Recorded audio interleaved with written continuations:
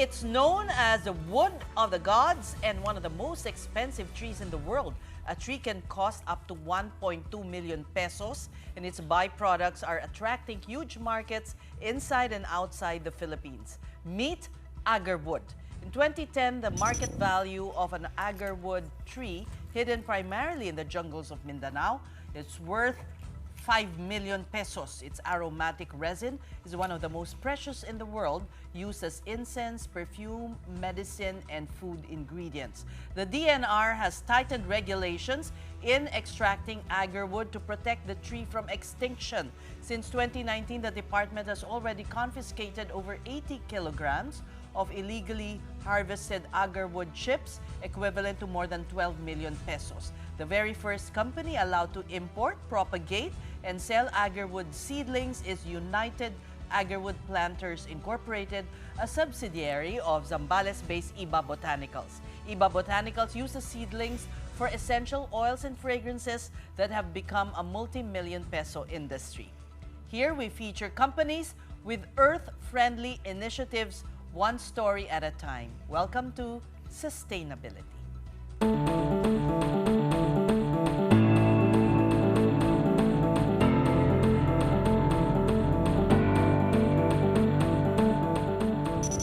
Well, you know, 9 of the 21 known agarwood species are found in the Philippines, and 6 of them are endemic to the country. One is 𝗘𝗺𝗶𝗹𝗲, malakensis, known as lapnisan, which is a major source of agarwood. To discuss more about this precious tree and the company built from it is Benjamin or Benjamin. Just like Magalong. We're not quite sure. It's Ben Mead. He's the founder and CEO of Iba Botanicals. Good evening, Ben. Welcome to the show. Well, let's begin from Iba Botanicals before we go into agarwood. How did you begin? So I'm an Australian, but I've been here in the Philippines since 2015. Okay.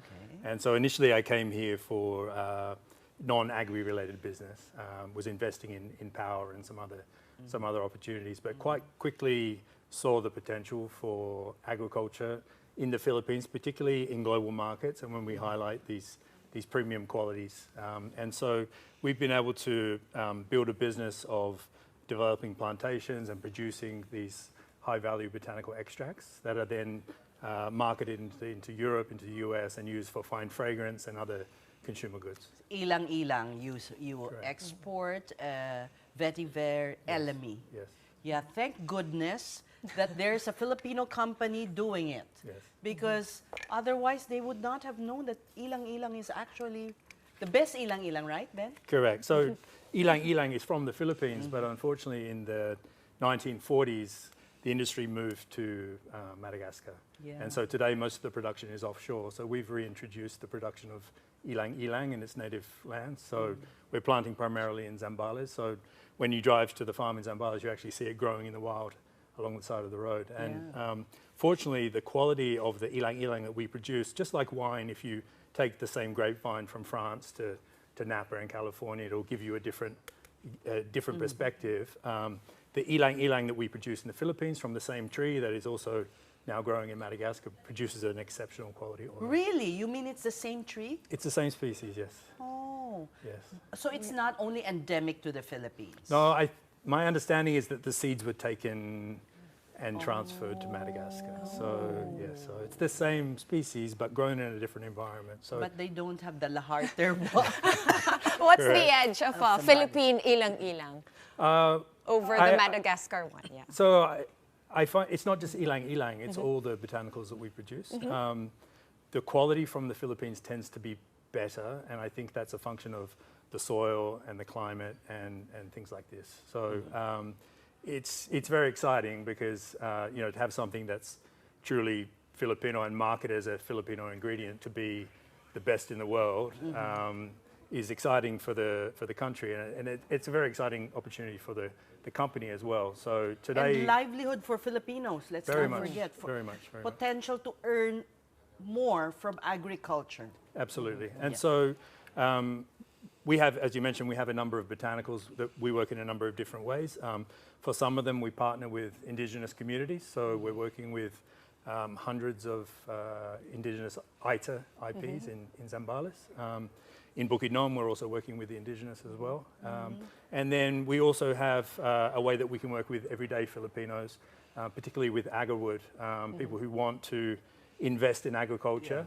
They want to put their land to good use, but growing a conventional food crop or something like that has some pretty unique challenges. Yeah.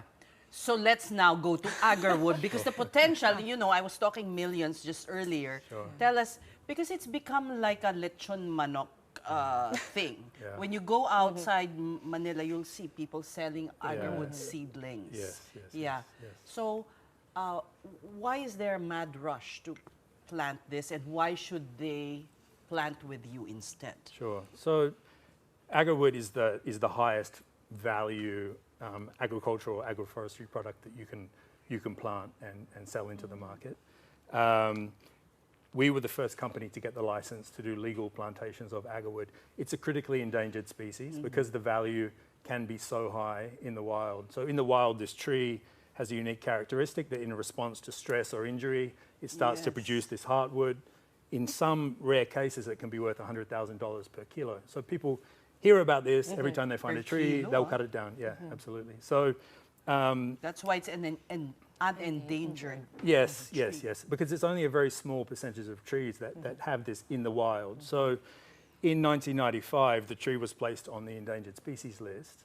And since that time, you can't trade Agarwood cross-border. You can't import and export without a special license. And that license says, okay, this is an endangered species, but it comes from a legal source. It's not smuggled, it's not poached. And you have this license. We have it. So we were the first company to get this in late 2021. There are other countries in Asia that have more mature Agarwood plantation industries because they got their policies in place sooner than the DNR, but we were the first company to get this. And so today we have extensive plantations and continuing to grow very strongly.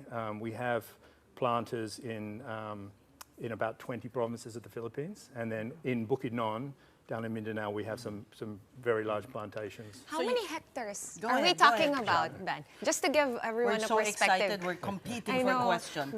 Because this is a really good perfume ingredient, right? It sells like oud.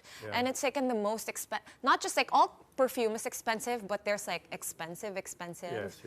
Like the Nepo babies, perhaps they know what this is. But hectares? Today, probably 250 hectares planted, but ongoing. Our largest plantation is in Bukidnon. So this is 116 hectares that we're continuing to plant out. We're planning to scale to around 300 to 500 hectares per year is the plan. That's a lot. Yeah, the secret to Agarwood, people think, okay, I get this seedling, I plant it, I'll turn around and in 6 or 7 years I'll become a millionaire. It's not that simple. Okay. It's important to grow it well. It's important to have a legal seedling as a starting point. Grow it well, but also the way you trigger the tree to produce the oud is really the key. And so you have to hurt the tree. You do have to hurt the tree a little bit, but it smells amazing. So.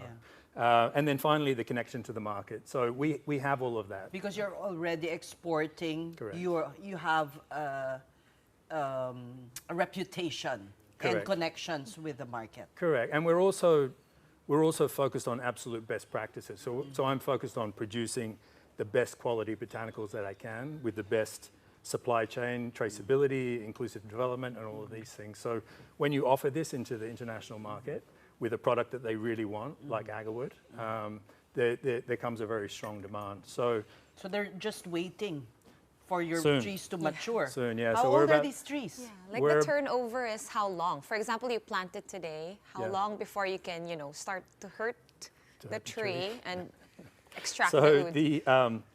The key is getting the tree to a certain size before it's called inoculating the tree. So you're essentially mimicking what happens in nature when insects burrow inside the tree or the tree, gets the tree's protecting itself. That's how it protects itself, is by producing the oud. And so it's really about getting the trunk of the tree to about 20 centimeters in diameter. So depending on where you plant the tree, it'll get there faster. You can plant this tree just about anywhere, but if you grow it in an environment where it's hotter or less rainfall, more intense sunlight, things like that, it'll grow a bit more slowly. So one of the reasons why we favor 𝗠𝗏𝗯 is because it rains every day, the soil is amazing, we have altitude, and it's just a really all the conditions are, it's a very conducive, are good. Yeah.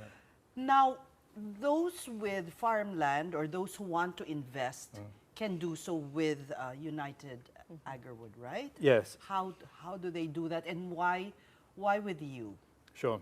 So you mentioned earlier about 𝗘𝗺𝗶𝗹𝗲 and the phrase on Agarwood, and no, I understand it very well, because since we You can even buy it on Lazada and Shopee. Yes. I mean, online platforms. You can, and the challenge is it starts and ends with legal seedlings. So you're not allowed to collect seedlings from the wild because of critically endangered species. So those who are selling are maybe. I'm not saying in all cases, but it's really this is the absolute key, because if you don't have the legal seedlings with the right documentation, you can do all of that hard work, you can be successful, but then you won't be able to export your agarwood. So it really starts with that, but it's not just about that, it's also knowing how to grow it. So we have PhDs in agarwood production on our staff. We have foresters who've worked in Thailand and in Malaysia who really know it.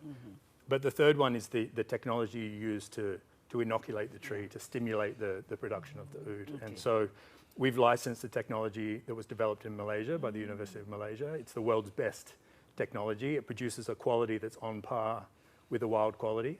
And so what that means is that we know it's also been validated by some of the largest buyers of agarwood in the world. So people make money, the 𝗘𝗺𝗶𝗹𝗲 followers make money by selling seedlings that may have questionable origin and by selling inoculants that are not necessarily proven. So it's important to focus on absolute best practices and the end point, which is producing the best quality agarwood that you can. And so that we can brag about Philippine agarwood is the best in the world.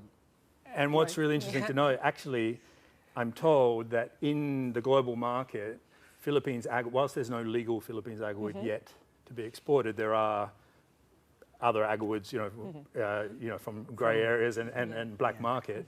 But the Philippines agarwood is the most sought after. That's the one that fetches the highest price. Like more than Malaysia, where it kind of came from, and they've probably made it into a national industry type of thing. Yeah, the wild Philippines agarwood, I'm told, is the one that fetches the highest price. So have you copied kind of like the quality of, have you ever smelled the in the wild oud, and how does your product compare to it? Yeah, but more than the scent, one of the reasons why we've licensed this technology from the University of Malaysia is they've analysed the wild agarwood. So they had a special license from the government. They analysed the wild agarwood, the best quality agarwood, and they identified the chemical compounds in the agarwood that give it its premium quality. And then they've, over a period of time, adjusted the inoculation technology to mimic the wild quality, so that today, when you use this inoculant, when you harvest the tree, if you don't tell the buyer this is from a plantation, they can't tell the difference. And so that's very, very exciting. So the ability to do it at scale, legally, and in a sustainable and inclusive way is super What exciting. you're doing is protecting those that are in the wild. I don't believe that only 80 kilos were confiscated. Come on. I think it's more than that. More than that. Yeah, I think it's more than that. Yeah. So this will help stop. We hope so. We certainly hope so. We hope so. Human nature is we hope so. Okay. But will only Filipinos who have big tracts of land and money to invest, will they be the only ones to benefit, or how can an ordinary agricultural small holder farm benefit? Absolutely.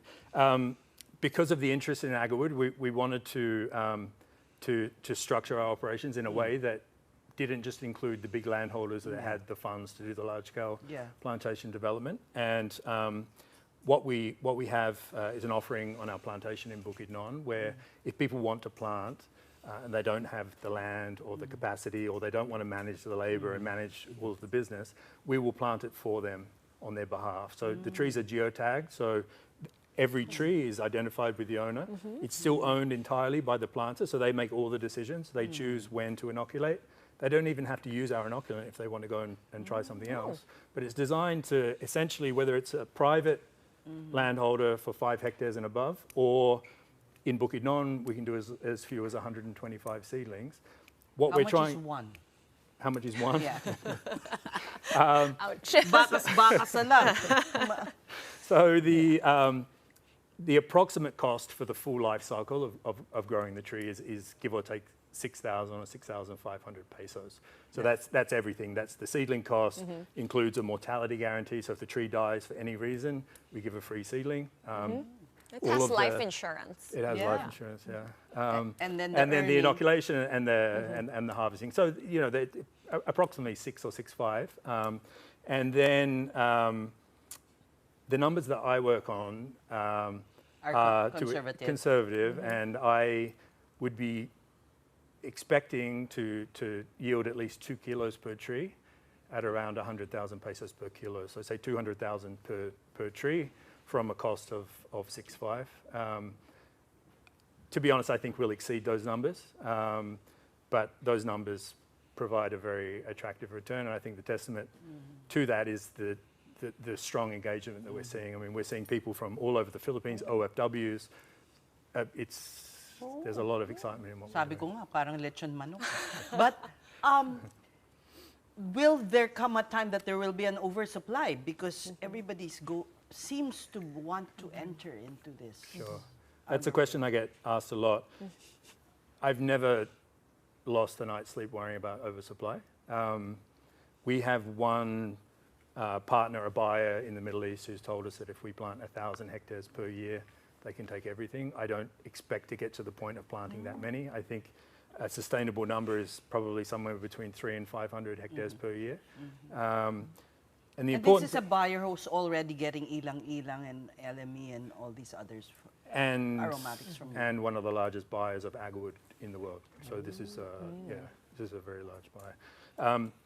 The important thing is that by doing it at scale and consistently, so whether it's us growing it or whether it's you growing it on your land, by offering a consistent high quality regularly, we can command a premium in the market for the agarwood that we produce. Yes, I love it. So much promise. Yeah.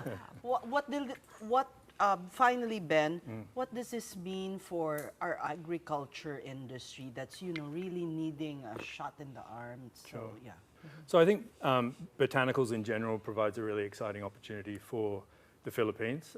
We've been able to, as the pioneer of this not just agarwood, but botanicals, we've been able to establish the Philippines as a credible and exciting new origin. And so I think that continuing to develop botanicals from the Philippines in a sustainable way is a really, it's a ray of hope for the country. Yeah. And so, every day I go to work, I can't believe that I get to do this for a job. It's so enjoyable. Finally we'll be achieving our potential, Absolutely. As a botanical supplier and destination. Why has no one thought of this before Ben? You need scale. Sometimes it takes a foreign perspective with a local knowledge to put it together. So I've been here for 10 years, so I've begun to understand the Philippines, but I have this perspective. So all I would say in closing is that if anybody's interested to plant agarwood, United Agarwood Planters is our Facebook page, and then also at AgriLink at the start of October, October 2 to 4, we'll also be there as well. So if anybody wants to learn more, it's at the World Trade Center. Okay. Okay. Lechon manok. The new lechon manok. No. Anyway, thank you, Ben. Ben Mead is the founder and CEO of Iba Botanicals.